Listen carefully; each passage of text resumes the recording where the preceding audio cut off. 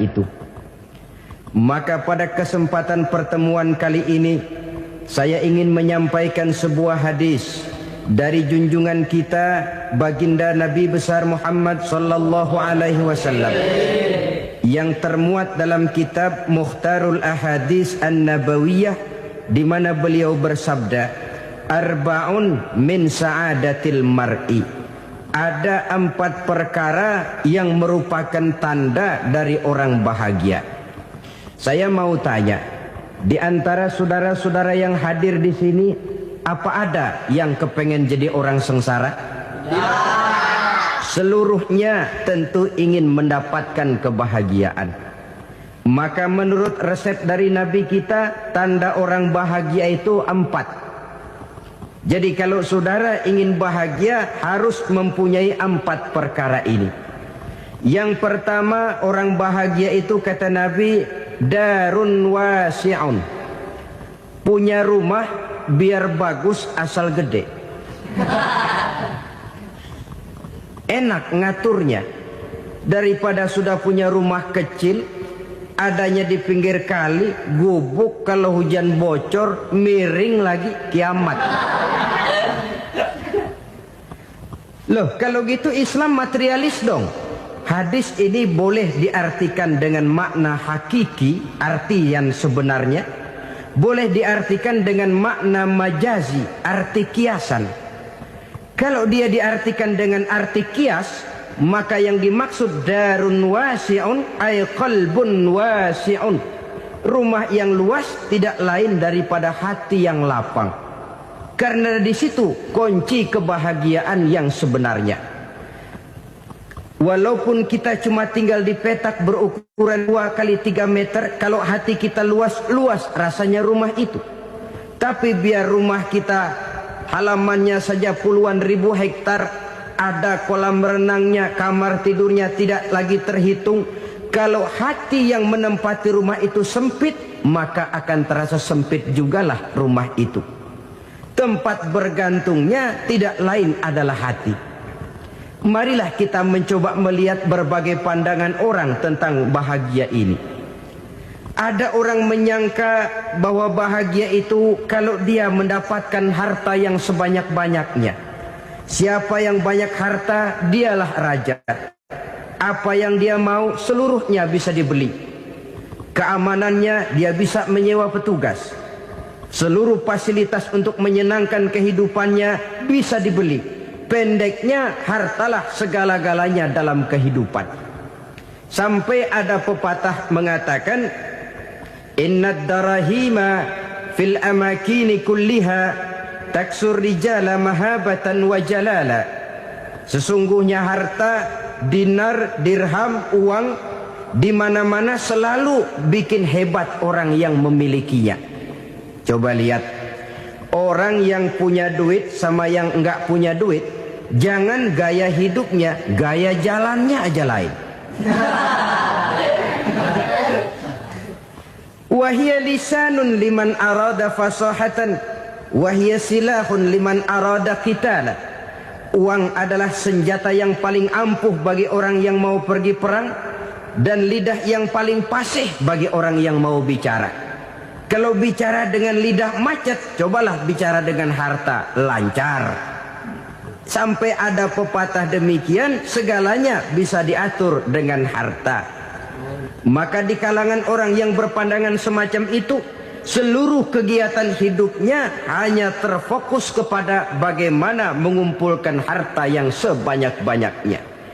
Tidak peduli halal haram, tidak kenal sore pagi siang dan malam, tidak sempat sujud, jauh dari agama, jauh dari kehidupan yang bersifat ruhaniyah, jauh dari Allah dan sebagainya. Sampai dalam Al-Quran dikelompokkan dalam kelompok yang dinamakan lumazah. Allazi jama'a malahu wa'addadah yahsabu anna malahu akhladah. Mereka mengumpul-ngumpulkan harta sebanyak-banyaknya dan menyangka bahwa harta yang banyak itu dapat mengekalkan hidupnya, mengekalkan kekayaannya, mengekalkan kebahagiaannya. Saudara hadirin yang berbahagia, Kalau pandangan hidup ini benar, artinya kalau harta memang merupakan satu-satunya hal yang dapat membuat orang bahagia, tentu di rumah mewah tidak akan pernah ada tangis derita.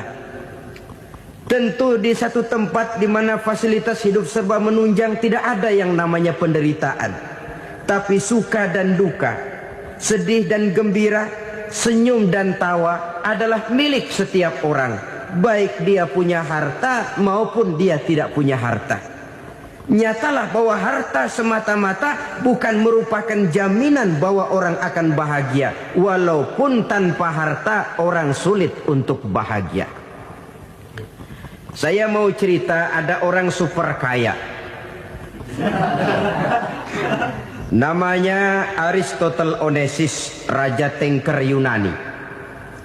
Dia punya kapal tanker saja konon sampai 11 banyaknya. Punya perusahaan penerbangan yang disebut Olympic Airlines. Punya hotel di berbagai kota besar di dunia ini, sejak dari New York, London, Paris, Rome dan sebagainya. Bahkan punya pulau yang dia namakan Pulau Scorpio. Ini kan namanya sudah kaya nggak tanggung-tanggung, punya pulau. Nah, dia punya 2 orang anak, yang satu laki-laki namanya Alexander, yang satu perempuan namanya Maria Onesimus. Seluruh harapannya tertumpah kepada anak lakinya Alexander ini, yang akan meneruskan usahanya, meneruskan kekayaannya, meneruskan dinastinya. Apa yang terjadi? Ternyata anak yang dia harapkan yang bernama Alexander ini mati muda dalam kecelakaan pada waktu dia olahraga. Apa olahraganya? Namanya olahraga anak orang kaya, golongan jet set. Olahraganya olahraga pesawat terbang. Jatuh, ya nggak kapungut, habis mati.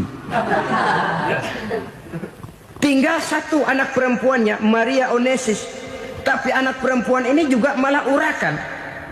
Terakhir dia pacaran, bahkan kemudian kawin sama orang Rusia. Rupanya Aristotle Onesimus ini broken. Kekayaannya yang berlimpah ruah, perusahaannya yang begitu banyak, siapa yang akan meneruskan? Siapa yang akan menggantikan? Sampai kemudian dia mengurung diri di Pulau Scorpio dan mati di sana secara mengenaskan. Seorang multijutawan, seorang yang super kaya, mati menyendiri di pulau sepi. Ibarat kata pepatah, anak ayam mati di lumbung. Bukan kekurangan makanan, keurugan makanan. Begitu kehidupan Aristotle Onesimus. Dan banyak orang-orang yang sudah demikian kaya sampai dibingungkan oleh kekayaannya sendiri. Telusurilah kehidupan David Rockefeller misalnya, Henry Ford misalnya, Adnan Khashoggi misalnya. Multi jutawan yang kadang-kadang dibuat keder oleh kekayaannya sendiri. Pantas ketika Imam Ali ditawarkan orang, "Ya Ali, kalau kepadamu disuruh pilih ilmu atau harta, kau pilih mana?" Ya jelas pilih ilmu dong. Kenapa? Pertama, ilmu kalau kita berikan kepada orang lain tambah. Tapi harta kalau kita berikan kepada orang lain kurang. Saudara punya uang 10.000, dibagi orang 5.000, jelas uang saudara berkurang. Tapi saudara punya ilmu, diberikan kepada orang lain bisa, saudara pun makin mantap. Tidak lantas jadi bodoh karena ngajarin orang.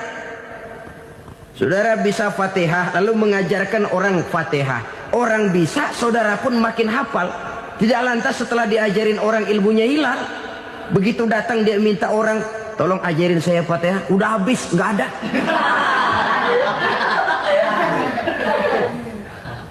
Yang kedua kata Imam Ali, ilmu menjaga kita. Kalau harta kita yang harus jaga. Makin banyak ilmu makin terpelihara diri seharusnya. Tetapi makin banyak harta makin bingung kita jaganya. Sampai kadang-kadang kalau perlu seluruh keliling rumah dipasangi alarm. Belum cukup disewakan anjing besar-besar, pasang di depan pintu, awas anjing galak. Masih belum cukup juga cari centeng tukang-tukang kepruk jaga rumah. Masih terasa belum aman, padahal rumahnya dikelilingi tembok besar. Di balik tembok ada pintu-pintunya tebal. Di balik pintu itu terbuka masuk kamar, kamar pun ada pintunya, pintunya pun kuat.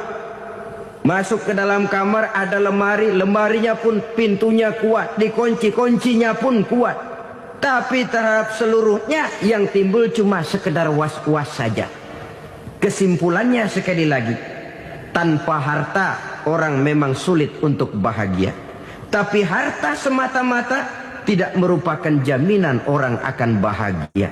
Dengan hati yang luas, itu modal utama untuk mencapai kebahagiaan hidup. Orang yang hatinya luas, saudara-saudara, punya hati yang lapang, melihat kenyataan hidup ini, dia bersyukur senantiasa kepada Allah. Lantas tidak timbul hasud dan iri hatinya. Oleh karena itu, jiwanya selalu lapang. Kalau tidak, cupik hati namanya. Dangkal pandangan, tidak senang melihat orang lain dapat nikmat, dan itu sering dijadikan contoh. Kalau orang yang lapang dada, dia lihat tetangganya beli TV baru, dia berkata, alhamdulillah ya, tetangga kita beli TV, mudah-mudahan kita bisa ikut nonton. Lapang dadanya. Tapi orang yang sempit hati, lihat tetangga beli televisi, meriang. Enggak diapa-apain, meriang. Besoknya dengar tetangga beli motor, makin sakit, ke rumah sakit. Lalu di rumah sakit dengar tetangganya beli mobil, mati. Disiksa oleh perasaannya sendiri. Orang kalau hati sudah sempit dalam hidup, kemanapun dia pergi, sempit rasanya medan kehidupannya. Kemudian kita melihat juga ada orang yang menilai bahwa bahagia itu katanya kalau punya kedudukan yang tinggi, pangkat yang agung, wibawa yang besar. Mungkin betul, tapi mungkin juga tidak. Bergantung kepada hati orang yang punya pangkat itu. Sama dengan harta tadi. Harta akan membawa bahagia kalau dia jatuh ke tangan orang yang berhati lapang. Tapi harta akan jadi bencana kalau jatuh ke tangan hati orang yang sempit. Pangkat akan membawa bahaya kalau jatuh di tangan hati orang yang sempit. Lebih dari itu, kenyataan mengajarkan kepada kita bahwa ternyata pangkat dan jabatan tidak selamanya memberikan kebahagiaan dalam kehidupan. Bahkan resikonya kelewat besar. Beberapa bukti kita bisa ambil dari para pemimpin dunia yang menjadi korban lantaran pangkat dan jabatan yang disandangnya. Saudara ingat Presiden Abraham Lincoln dan John Kennedy dari Amerika? Dibunuh orang. Park Chung-hee dari Korea Selatan, Ziaur Rahman dari Bangladesh, Anwar Sadat dari Mesir, terakhir Indira Gandhi dari India, menjadi korban dari pangkat dan jabatan yang disandangnya dari orang-orang yang tidak senang dia memegang jabatan itu. Dia akan mudah mengundang bencana. Sehingga pantas kalau seorang presiden terkemuka Amerika, Harry Truman namanya, dia mengatakan jabatan presiden itu, kata dia, seperti orang nunggang macan. Naik macan harus kita taiki, kalau enggak dia bakal nerekam kita, ngeri katanya. Adapun orang yang hatinya lapang, kalau dia menerima pangkat dan jabatan, dianggapnya itu satu kesempatan untuk berbuat baik. Tapi orang yang berhati sempit, menerima pangkat dan jabatan, bukan kadang-kadang menerima, malah berusaha setengah mati mencapai dengan segala cara. Kalau perlu jilat atas, jilat atas. Jadi golongan sumuhun dawu. Jadi kelompok kulon nuwun. Yes sir. Yang kerjanya cuma oke bos. Kalau perlu jilat atas, jilat atas. Kalau perlu injak yang bawah, injak yang bawah. Perlu sikut kiri kanan, sikut kiri kanan. Yang penting pangkat dapat, jabatan dapat. Orang yang semacam ini, kalau sudah mempunyai pangkat dan jabatan, biasanya dia tidak menganggap itu sebagai amanah, tidak menganggap sebagai kesempatan berbuat baik, tapi malah kesempatan untuk memperturutkan hawa nafsunya yang dilatar belakangi oleh kesempitan hatinya tadi. Apalagi kalau orang memperoleh pangkat karena banyak mengeluarkan uang. Seakan-akan pangkat dan jabatan itu sekarang macam proyek, pakai tender. Siapa yang berani bayar segini, naik. Nggak berani, minggir. Padahal logikanya, kalau orang mencapai satu jabatan karena banyak mengeluarkan uang, hampir bisa dipastikan bahwa setelah jabatan itu dia pegang, langkah pertama yang akan dilakukannya ialah berusaha bagaimana uang yang dia keluarkan supaya kembali. Ya paling kurang pulang modal dulu dong. Soal mikirin rakyat soal nanti, tapi ini modal harus pulang. Itu celakanya kalau orang memperoleh pangkat dan jabatan cuma karena banyak mengeluarkan uang. Jarang orang yang mempunyai keyakinan dan pandangan bahwa pangkat dan jabatan merupakan amanah. Jadi sekali lagi, pangkat dan jabatan mungkin saja membawa kebahagiaan kalau jatuh ke tangan orang yang berhati lapang. Tapi bisa jadi bencana kalau dia jatuh ke tangan orang yang mempunyai hati yang sempit. Dan lagi-lagi stresnya hati yang lapang. Lalu sebagian orang, saudara, ada yang berpandangan katanya bahagia itu kalau jadi orang terkenal, mempunyai popularitas, menjadi idola di kalangan remaja, di kalangan orang tua, di segala lapisan masyarakat. Padahal makin populer orang makin terikat dia. Ya kalau macam kita ini kan nggak punya nama, nggak populer, tengah malam buta mau nongkrong di warung Tegal aman. Tapi pangkat, jabatan, kedudukan, popularitas menyebabkan kita diikat dengan berbagai macam peraturan. Cuma mandi sama ke WC saja yang nggak dikawal.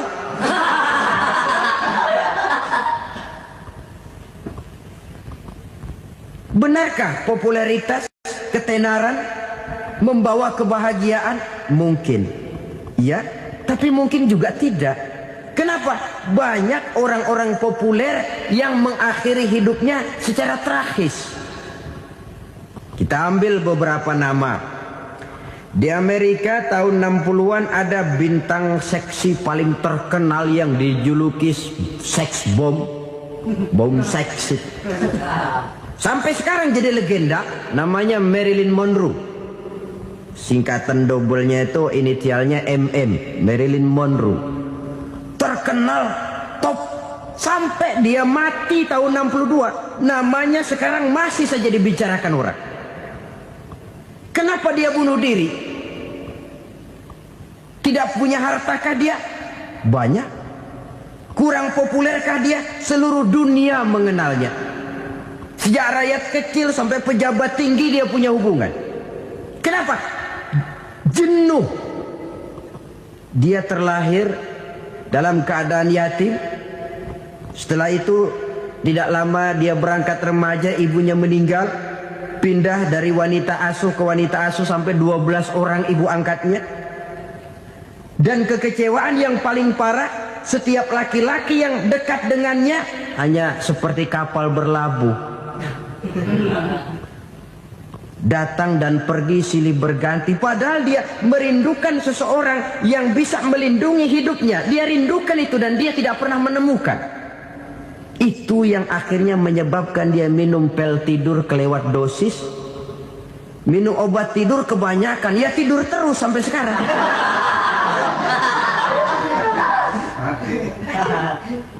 Dia mengakui, saya telah memiliki ketenaran, tapi saya tidak pernah hidup dalam ketenaran itu. Saya pandai main sandiwara, tapi saya ingin hidup dalam alam yang real sebagaimana umumnya orang. Itu yang dia rindukan.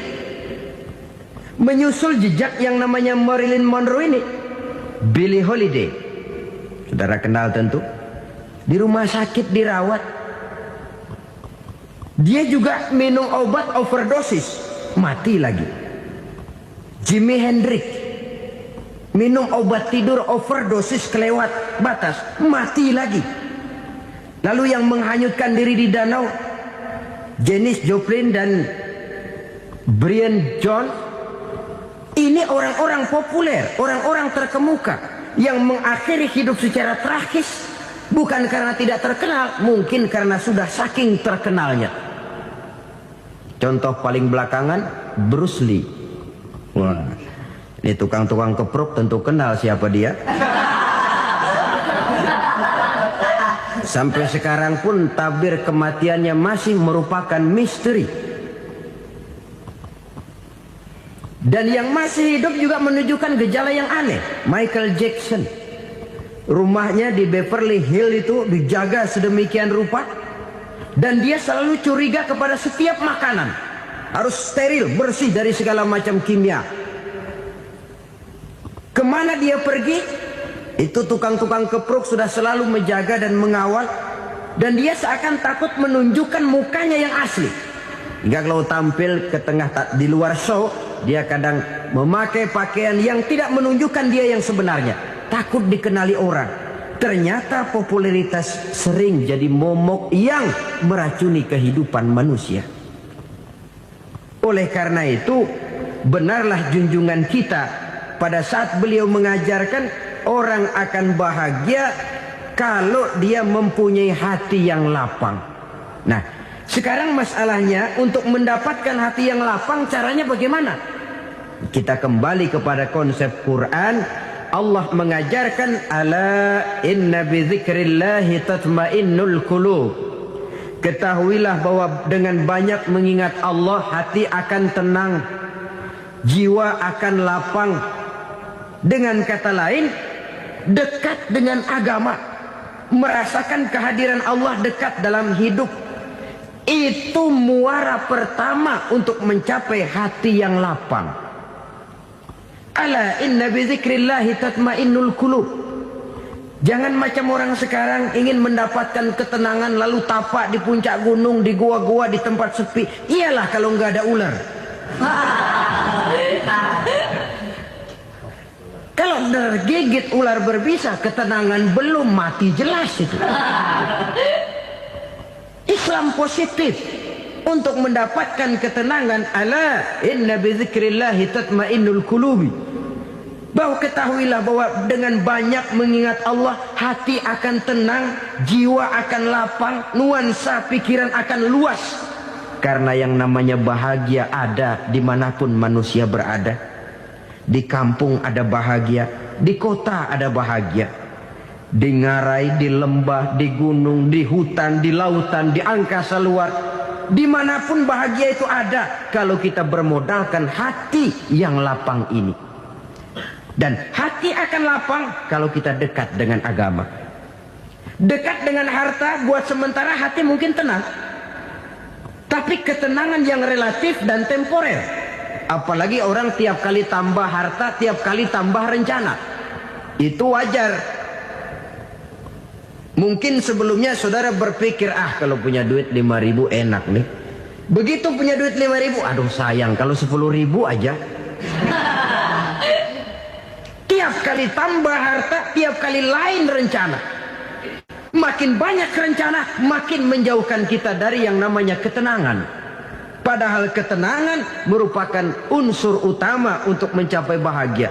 Dan ketenangan itu bermuara dalam hati manusia. Tengoklah kehidupan ini. Orang yang banyak harta dengan orang miskin, berbedakah rasa sakit yang mereka tanggungkan? Rasanya tidak. Walaupun si kaya tidur di kasur empuk berselimutkan sutra mahal, sementara si miskin meringkuk di balai bambu yang keras dan kasar. Apabila maut datang, dia juga tidak pernah pilih bulu. Maut datang menjemput si kaya di singgasana keemasannya, dikelilingi oleh para pengasuh, dayang dan inang serta para pengawal.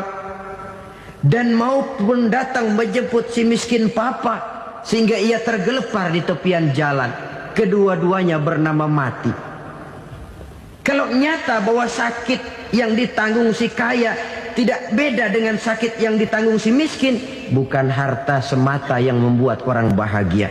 Hati yang tenang, jiwa yang lapang penuh kedamaian karena banyak berzikir dan mengingat Allah, itu merupakan modal utama untuk mencapai sesuatu yang bernama bahagia.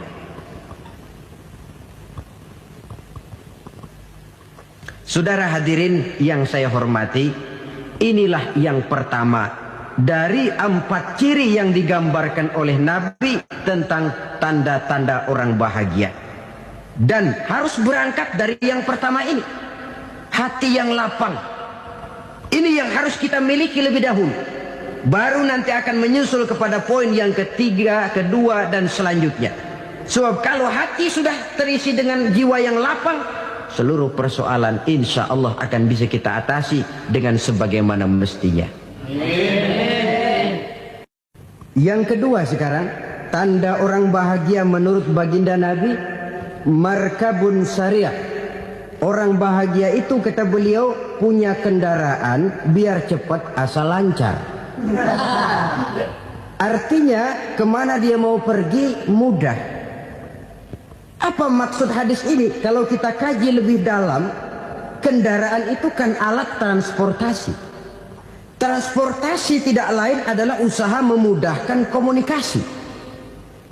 Pindah dari situ kepada teori bahwa manusia adalah zon political, makhluk bermasyarakat yang tidak bisa memenuhi kebutuhan hidupnya secara sendirian.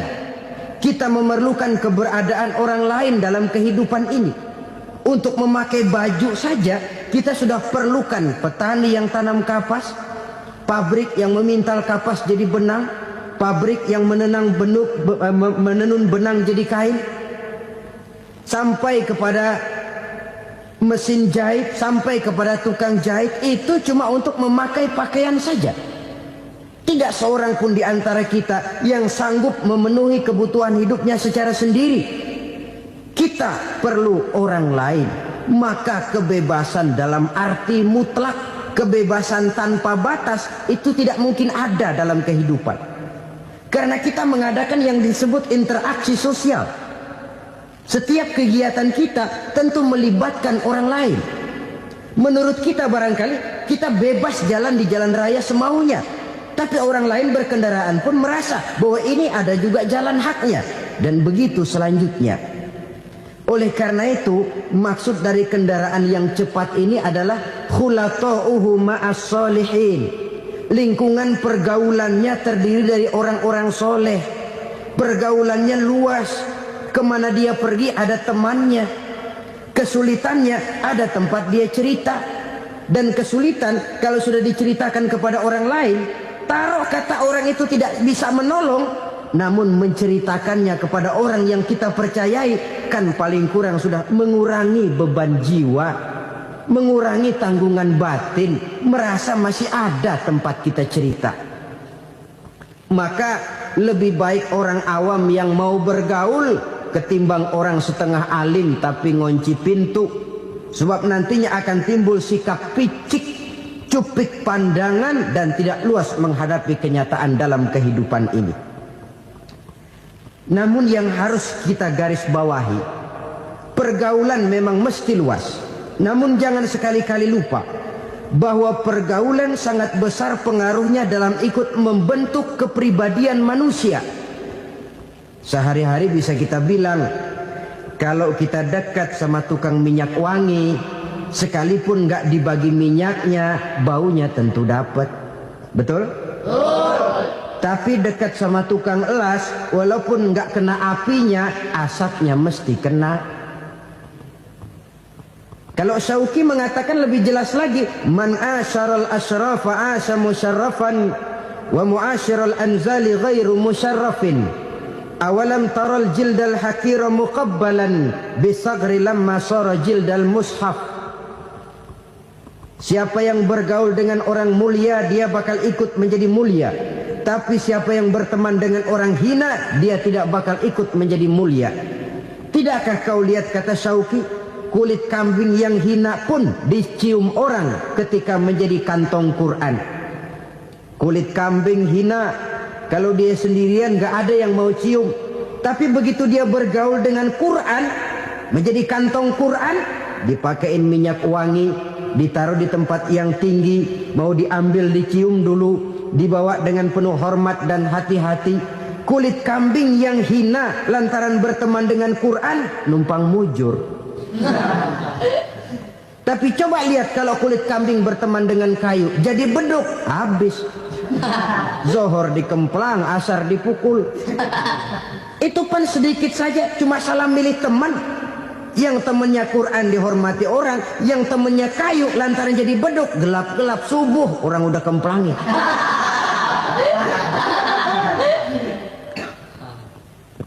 Maka terutama kepada adik-adik remaja yang masih mencari identitas diri, yang ibarat kaset masih kaset kosong, mudah diisi oleh apapun, pandai-pandailah memilih teman dalam bergaul. Karena banyak orang yang tadinya baik-baik, ketika terseret dalam pergaulan dengan orang yang tidak baik, kebaikannya menjadi lentur dan luntur.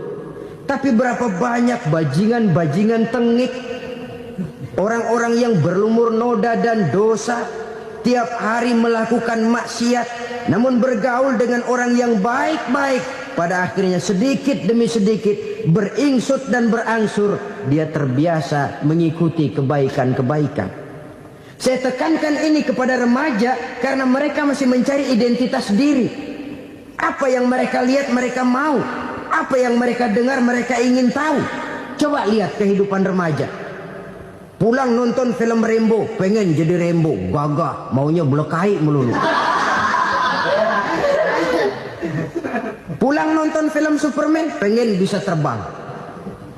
Pulang nonton India, nyanyi melulu. Wajar, mereka masih mencari identitas diri. Saya ini sebenarnya siapa? Lingkungan, pergaulan akan membentuk itu. Karena itu pandai-pandailah bergaul, karena ia sangat besar pengaruhnya dalam ikut membentuk kepribadian manusia. Apalagi sifat yang jelek lebih cepat menularnya ketimbang sifat yang baik. Sifat yang baik, watak yang soleh itu lambat sekali untuk menular. Tapi yang tidak baik, kan prosesnya mah kalau remaja biasanya mula-mula dengar. Karena dengar lalu pengen tahu. Karena pengen tahu lalu ngeliatin. Begitu ngeliatin kan pengen nyobain. Setelah nyobain ketagihan. Nah, ini prosesnya. Yang namanya ganja, morfin, narkotik, awalnya kan begitu. Mula-mula dengar, katanya kalau sudah fly to the sky, sudah melayang ke langit, katanya disitulah puncak kebahagiaan. Mulanya cuma dengar. Karena dengar pengen tahu. Karena pengen tahu lalu ngeliat, kumpul sama orang yang suka ngeganja. Setelah ngeliat, nah pengen ngerasain.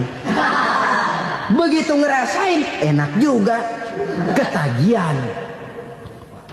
Kalau sudah ketagihan jadi penyakit kronis, bisa merembet kepada yang lain. Iya, kalau orang tuanya mampu untuk beli morfin, beli ganja. Kalau tidak kan pikirannya ngayap, jemuran siapa ya gue sambet. Timbullah perbuatan-perbuatan negatif yang bermula dari salah pergaulan. Apalagi buat adik-adik remaja yang tinggal di kota-kota besar, yang pengaruh budaya, pengaruh kesenian, pengaruh struktur kehidupan yang nampak makin individualistis, di mana persaingan tajam, tensi ekonomi tinggi, orang mudah mengalami stres. Pandai-pandailah dalam bergaul, sekali lagi, karena ia sangat besar pengaruhnya dalam ikut membentuk kepribadian manusia. Orang bahagia punya kendaraan yang cepat, artinya punya pergaulan yang luas, dan lingkungan pergaulannya terdiri dari orang-orang yang soleh. Kemana dia pergi ada teman, kesulitannya ada tempat dia cerita. Tapi kalau sudah menyendiri, hidup sendiri, kesulitan dipikiri sendiri, bisa mati belum waktunya. Tidak ada tempat berbagi rasa, tidak ada tempat bercerita, tidak ada tempat mengurangi beban dalam kehidupan. Pantas betul kalau Islam sangat menggalakkan dan menganjurkan orang kalau sudah sampai waktunya itu untuk melangsungkan nikah. Kata Nabi, ya ma'syaras syabab man istata'a minkumul ba'at falyatazawwaj. Hai para pemuda, kalau sudah mampu memberi nafkah, kawinlah, nikahlah kamu. Kenapa? Sudah ada teman hidup, tempat berbagi rasa. Kesulitan kalau ada tempat cerita akan lebih ringan ketimbang kita telan sendiri, walaupun bobot kesulitannya sama beratnya. Saudara-saudara kaum muslimin rahimakumullah, inilah ciri yang kedua, punya kendaraan biar cepat asal lancar. Kemana kita mau pergi gampang. Dengan kata lain, setelah hati yang luas, pergaulan yang luas. Dua. Yang ketiga sekarang, tanda orang bahagia itu menurut Nabi, misbahun mudhi'un, punya lampu yang terang. Oh, itu enggak problem. Sekarang sudah zamannya listrik masuk desa, Pak. Lampu sudah terang semua. Betul, kalau itu yang dimaksud. Tapi tidak cuma itu. Karena lampu yang dimaksud di sini, lampu yang akan menerangi seluruh perjalanan hidup. Dan perjalanan hidup itu sudah dimulai sejak kita terlahir ke alam ini, sampai masuk ke alam barzah, kumpul di padang mahsyar, sampai ke akhirat. Lampu yang menerangi itu yang diperlukan. Kalau lampu, katakanlah yang paling top sekarang kan lampu jenis Mercury. Taruhlah itu di rumah kita, dia cuma menerangi rumah kita, menerangi hati pun tidak sanggup. Bila kita masuk ke alam barzah, alam kubur, sanggupkah si Mercury yang begitu terang menerangi alam barzah kita? Tidak sanggup lagi. Sanggupkah lampu yang ratusan watt, bahkan puluhan ribu watt menerangi kehidupan di padang mahsyar? Tidak akan sanggup lagi. Kalau demikian, yang dimaksud lampu yang terang di sini apa? Tidak lain amal soleh, kebajikan yang kita lakukan dalam hidup. Itu yang akan jadi lampu penerang. Di dunia nama kita akan terang. Jasad kita boleh hancur terkubur tanah, tapi nama kita akan dikenang orang. Begitulah kalau orang meninggalkan kebajikan dalam hidup seperti sekarang. Ribuan orang tiap saat berziarah ke kubur Imam Syafi'i, ke kubur Imam Malik, ke kubur Imam Ghazali, ke kubur orang yang baik-baik, orang yang soleh-soleh. Kebajikannya yang ditinggalkan, yang mengukir namanya dengan tinta emas. Sehingga saudara sudah terbaring di alam kubur, orang lewat, Allah, ini kuburannya Fulan bin Fulan, dulu ini kebaikannya Masya Allah, saya ikut merasakan. Mari kita mampir sebentar, kita Fatihah. Mohon disampaikan Allah pahalanya kepada almarhum. Al-Fatihah. Itu kalau orang baik-baik. Lalu saudara tanya, Pak, orang mati dikirimin Fatihah apa nyampe pahalanya? Saya jawab, kalau saudara nggak percaya, mati dulu dah. Nanti saya Fatihain, tungguin di sana. Umpama nggak sampai, balik lagi kemari. Sekarang ini kan maunya otak-otakan saja. Kalau nggak masuk otak, nggak percaya. Padahal alam gaib itu nggak bisa diotak-otakin. Sama saja dengan saudara pernah dengar cerita kapal Tampo Mas tenggelam kan? Pernah nggak? Di mana? Ya, di laut Masalembo. Begitu ke Tampo Mas tenggelam, ratusan penumpang itu terjun ke laut, dipermainkan gelombang, berjuang menghadapi maut itu. Orang lagi timbul tenggelam di lautan, dihantam ombak, kita tengokin pakai helikopter. Pak, lagi timbul tenggelam ya? Iya, tolongin. Jangan khawatir Pak, nih saya kirim intan Pak, harganya 10 juta. Kira-kira orang yang timbul tenggelam di laut seneng nggak? Tidak. Kan mahal toh intan 10 juta. Kenapa dia nggak senang? Karena intan 10 juta dalam kondisi seperti itu tidak sanggup menyelamatkan dia. Dia akan girang kalau dikirimin ban mobil bekas, dikirimin papan terentang atau bambu. Intan yang 10 juta dia nggak girang. Ban mobil bekas yang 1000 perak, tuh pegang, itu yang dia girang betul. Inilah sebabnya Nabi berkata, mal mayyitu fi qabrihi illa kal ghariqil mutaghawwis. Orang yang meninggal di alam kuburnya seperti orang timbul tenggelam di lautan. Yantaziru da'watan min ahli, menunggu doa dari keluarganya yang masih hidup. Duh, bapak saya sudah meninggal, saya sayang benar sama dia. Kirimin kulkas ke kuburannya Itu sama saja dengan tadi orang tenggelam di lautan dikirimi intan yang harganya 10 juta, ndak sampai. Begitulah kalau kebajikan yang kita tinggalkan dalam hidup, sudah mati pun kubur kita masih diziarahi orang. Tapi kalau jahat yang kita tinggalkan, boro-boro lah orang mau doa lewat dekat kuburan kita juga serem. Tuh bajingan no, dulu mati dipendem di situ tuh. Jangan lewat situ, ntar kesurupan, jangan. Lewat saja orang ngeri. Konon lagi membacakan Fatihah dan mengirimkan doa. Hidup pada hakikatnya adalah kesempatan untuk berbuat baik. Maka sekali kesempatan itu diberikan, manfaatkan dengan sebaiknya. Sebab kesempatan kedua tidak akan pernah ada.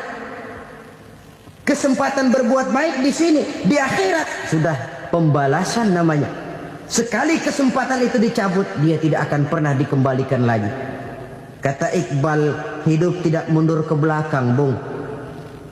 Berhenti diinjak orang, mundur hancur. Tidak ada kata mundur dalam hidup ini.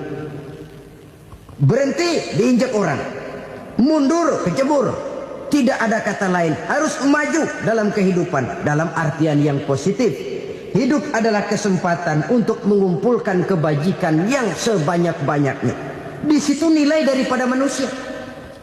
Sekarang ini memang nggak kelihatan kok, orang yang banyak pahala sama yang banyak dosa nggak kelihatan kok.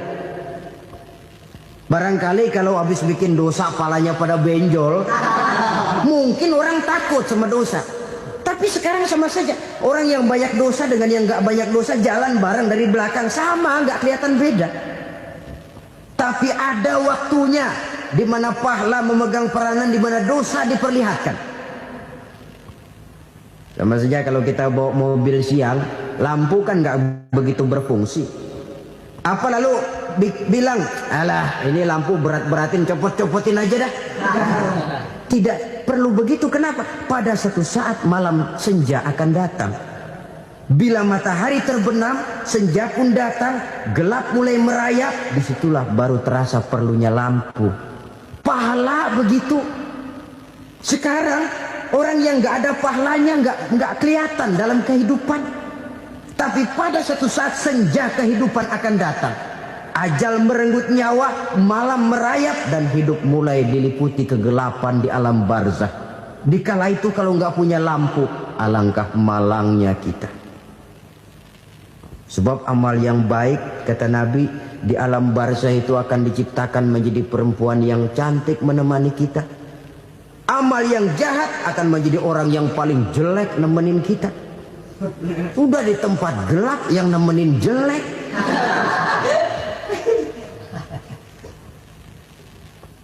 Kaum muslimin rahimakumullah. Kalau demikian masalahnya, tergantunglah kita pandai memanfaatkan waktu. Al-waktu kasayf. Waktu itu cepat sekali. Yang namanya waktu itu tahu-tahu. Tahu-tahu udah tahun 87. Tahu-tahu udah begitu. Tahu-tahu yang kemarin anak-anak sekarang udah pada punya anak. Tahu-tahu saja itu. Begitu cepat waktu berlalu. Kalau tidaklah pandai kita memanfaatkannya, akan rugi kita. Nabi bersabda, "Man kana yaumuhu khairun min amsihi fahuwa rabih." Barang siapa yang hari ini lebih baik daripada hari kemarin, itu orang untung. Hari ini lebih baik daripada kemarin. Bulan ini lebih baik dari bulan kemarin. Tahun ini lebih baik dari tahun kemarin. Itu orang yang beruntung. Tahun kemarin sembahyangnya maghrib doang, sekarang udah tambah isya. Tahun kemarin cuman Idul Fitri aja ngancem bener, sekarang udah tambah Jumat. lalu tambah lagi maghrib, tambah lagi isya, dan selanjutnya. Hari ini lebih baik daripada kemarin, itu orang yang beruntung. Wa man kana yaumuhu mithlu amsihi fahuwa khasir.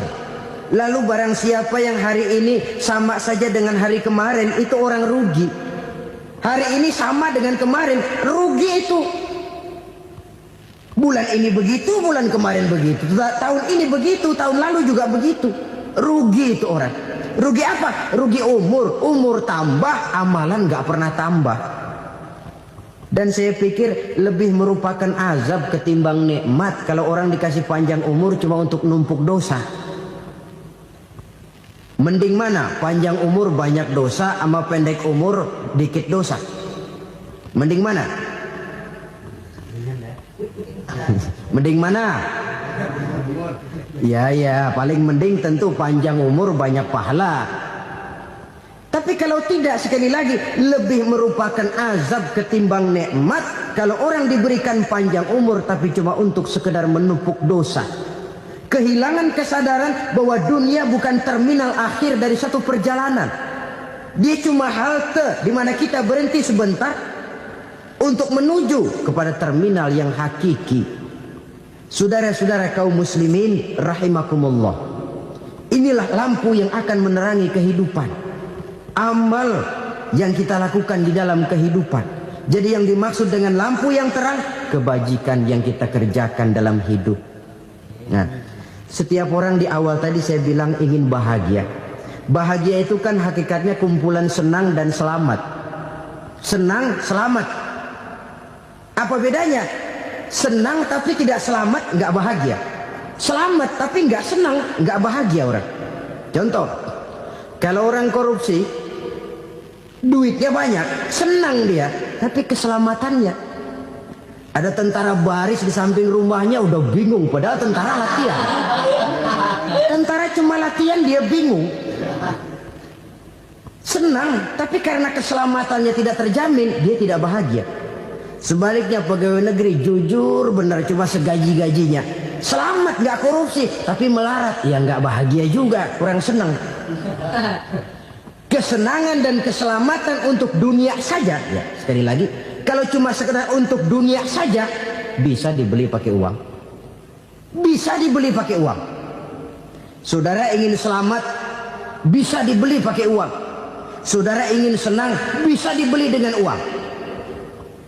Tapi setelah mati masuk ke alam barzah, habis kekuasaan uang.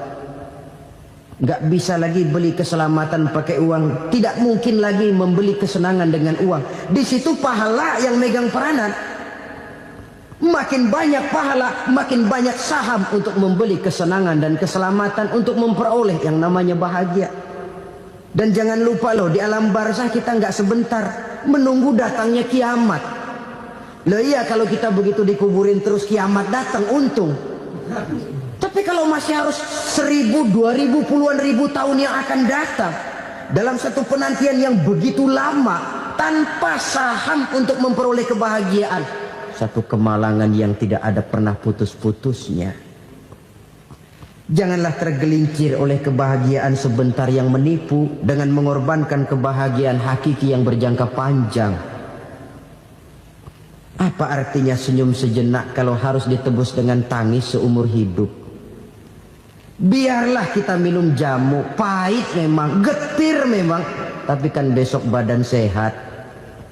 Daripada sekarang minum sirup, manis memang, enak memang, tapi bibir pada jontor besoknya. Sirawan, batuk, nggak karu-karuan. Banyak orang tertipu oleh kesenangan yang sebentar. Padahal laisa kullu ma yalma'u zahaban. Belum tentu semua yang berkilat itu emas.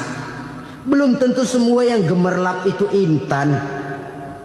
Karena itu, marilah manfaatkan kesempatan yang diberikan Allah ini untuk mengumpulkan kebajikan yang sebanyak-banyaknya. Yang terakhir sekarang, yang keempat, tanda orang bahagia kata Nabi. Zaujatun salihah. Orang bahagia itu tanda yang keempat kata Nabi, punya istri biar cakep asal taat.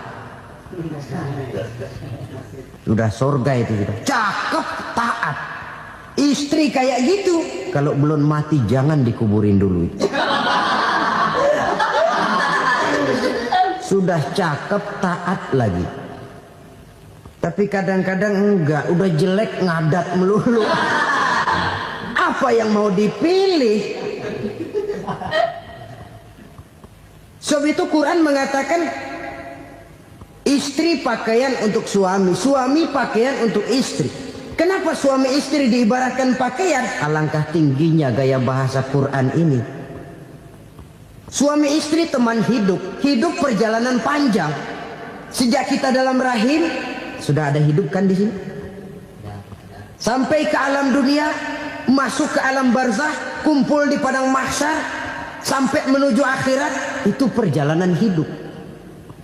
Carilah istri atau suami teman hidup yang membawa manfaat tidak hanya kehidupan di dunia ini, sampai di alam barzakh, sampai di padang mahsyar. Suaminya mungkin meninggal lebih dulu atau istrinya mungkin meninggal lebih dulu. Tapi suami atau istri yang masih hidup berbuat kebajikan. Suami saya meninggal, ada hartanya, saya sedekahkan, niat pahala untuk almarhum suami saya. Ini teman hidup. Tidak dibatasi dan tidak bisa dipisahkan oleh maut sekalipun.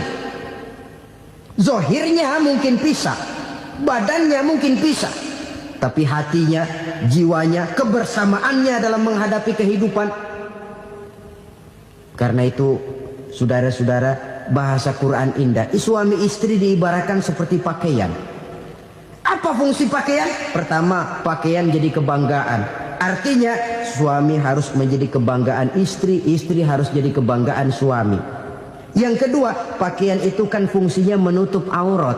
Artinya sesama suami istri harus saling menjaga kekurangan masing-masing. Jangan malah sesama suami istri saling membongkar rahasia dan aibnya sendiri-sendiri. Istrinya diceritain jeleknya di mana-mana, atau suaminya dibongkar rahasianya di pasar umum. Itu sudah tidak lagi berfungsi sebagai pakaian. Kenapa semua ini diperlukan? Karena kita menyadari bangsa yang baik terdiri dari masyarakat yang baik. Masyarakat yang baik merupakan susunan dari warga yang baik. Warga yang baik adalah terdiri dari rumah tangga yang baik. Dan rumah tangga yang baik merupakan susunan dari pribadi yang baik. Dari situ langkah dimulai. Membangun satu bangsa yang baik diawali dengan membangun rumah tangga yang baik, dengan menciptakan pribadi-pribadi yang baik. Sehingga dari sini diharapkan berkembanglah nilai-nilai kebaikan. Orang akan bahagia mempunyai istri yang soleh. Kenapa? Tidak ada seorang suami bisa sukses jadi apapun dia, apapun profesinya. Dokterkah, kiaikah, mubalikah, petanikah, pengusahakah, pejabat tinggikah, tidak ada seorang suami yang bisa sukses tanpa peran serta istrinya. Walaupun memang peranan itu tidak begitu kelihatan, tapi sangat menentukan. Karena itu, saudara hadirin yang saya hormati, Islam sangat menghargai kaum wanita, memberikan kedudukan yang tinggi sepanjang tidak mematikan kodrat kewanitaannya. Nah, kalau sudah kesuksesan ini diawali dari rumah tangga, karier di masyarakat mudah untuk dikejar. Tapi keberantakan di rumah tangga merupakan kegagalan pertama di tempat lain. Selalu berusaha menyimpan sesuatu yang bisa membawa manfaat, baik untuk dirinya, untuk anak cucunya, maupun untuk keluarganya, untuk masa kini dan masa depannya. Kadang simpanan itu berbentuk uang, kadang berupa tanah, lain saat berbentuk pabrik, dan lain sebagainya. Sementara masa depan yang paling pasti adalah akhirat. Jika untuk masa depan dunia kita rela memeras keringat, membanting tulang, pergi pagi dan pulang petang, menyimpan uang, menyimpan tanah, menyimpan pabrik, pernahkah kita merenung jika satu saat kiamat datang, kita dibangkitkan dari kubur masing-masing, berdiri di padang mahsyar untuk mempertanggungjawabkan seluruh kegiatan hidup kita di dunia ini. Lalu kita akan menuju ke alam akhirat. Sudahkah kita mempunyai simpanan untuk akhirat kita? Pada pertemuan kali ini saya ingin menyampaikan sebuah hadis di mana Rasulullah sallallahu alaihi wasallam bersabda, "Arba'un min kanzil jannah." Simpanan sorga ada 4 macam. Yang pertama, ikhfa'us shadaqah, menyembunyikan sedekah. Saudara-saudara kaum muslimin, sebagaimana yang kita maklum bahwa Allah Subhanahu wa taala melebihkan sebagian rezeki dari kita terhadap yang lain. Ada yang kaya, ada yang setengah kaya, ada yang miskin, ada yang setengah miskin, dan selanjutnya. Ada yang gajinya kecil tapi penghasilannya gede. Ada yang penghasilannya gede tapi nggak punya gaji. Ada juga yang memang gajinya gede dan penghasilannya gede. Kelebihan rezeki merupakan sunnatullah dan tidak harus membuat kita merasa lebih dari yang lain. Bahkan sebaliknya, kelebihan itu harus membuat kita ringan tangan untuk menolong mereka yang memang memerlukan pertolongan. Kalau saudara diberikan ilmu, maka pertanyaan akhirat cuma satu: ilmumu kau amalkan untuk apa? Kalau saudara diberikan umur yang panjang, pengadilan akhirat juga bertanya satu: umurmu kau habiskan di mana? Tapi kalau saudara diberikan harta, pengadilan akhirat akan bertanya 2: hartamu kau dapat dari mana? Kau belanjakan kemana? Dari mananya ditanya dan kemananya juga ditanya. Oleh karena kita akan dimintakan pertanggungan jawab, maka amanah yang bernama harta ini harus kita gunakan dengan sebaik-baiknya. Ada penggunaan yang merupakan kewajiban, itu zakat namanya. Ada penggunaan yang sewaktu-waktu, itu infak namanya. Ada yang lebih sewaktu-waktu lagi, dan itu sedekah namanya. Zakat dia terikat oleh haul dan nisab, oleh putaran batas waktu dan ukuran dari harta itu sendiri. Sedangkan infak terikat oleh situasi dan kondisi perekonomian seseorang. Sedangkan sedekah tidak terikat dengan apapun. Dalam kondisi seperti apapun kita bisa melakukan sedekah dengan yang terkecil sekalipun. Sampai-sampai Rasulullah sallallahu alaihi wasallam mengajarkan, la tahqiranna minal ma'rufi syai'an walau an talqa akhaka biwajhin talik. Atau ada hadis, tabassumuka fi wajhi akhika laka shadaqah. Senyumanmu kepada temanmu adalah sedekah. Jadi untuk melakukan sedekah tidak harus dalam berbentuk uang.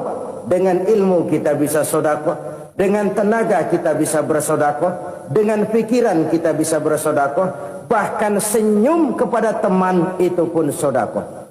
Jadi kalau sedekah dengan uang memang belum punya uang, nyengir aja banyakin. Itu asal pada tempatnya, jangan lalu ketemu tiang listrik cengengesan. Tentu tidak pada tempatnya dan tidak wajar. Nah, sedekah yang paling dicintai Allah adalah sedekah yang disembunyikan. Artinya jauh dari sifat riya. Kan kadang-kadang ada orang sedekah itu disebutkan namanya. Apa tidak bagus? Kalau memang niatnya ikhlas, ya bagus-bagus saja. Untuk memberikan sugesti kepada yang lain. Si Fulan bin Fulan nyumbang sekian, diumumkan. Boleh kalau niatnya untuk memberikan rangsangan kepada yang lain supaya dia menyumbang lebih besar dari orang tadi. Tapi kalau itu mendatangkan riya, maka sedekah yang paling dicintai Allah adalah sedekah yang disembunyikan. Tangan kiri saja tidak tahu apa yang diberikan oleh tangan kanan. Sedekah yang dilakukan dengan ikhlas akan merupakan perbendaharaan surga. Tersembunyi dari pandangan orang lain. Tidak seorang pun tahu. Karena memang sikap yang baik adalah melupakan kebaikan dan mengingat kesalahan. Itu salah satu ciri orang bahagia. Orang yang selalu mengingat kesalahannya dan berusaha melupakan segala kebaikannya. Kalau dia akan berada kebaikan, dia tidak bisa ikut, dia merasa rugi karena dia merasa belum pernah berbuat baik. Tapi kalau akan melakukan kesalahan baru, dia ingat kesalahan yang sudah-sudah, sehingga terhalang baginya untuk melakukan satu kesalahan baru. Demikianlah saudara-saudara, bahwa Allah melebihkan rizki sebagian kita dari yang lain, agar terjadi tolong-menolong dalam kehidupan ini. Jadi kesenjangan yang nature, kesenjangan yang alami, itu sunnatullah. Ada yang kaya, ada yang miskin, ada yang kelas menengah. Nah, kenapa lalu sekarang kita berusaha mengentaskan kemiskinan? Oleh karena adanya kesenjangan struktural. Kalau yang kaya bisa semakin kaya, kenapa yang miskin tidak?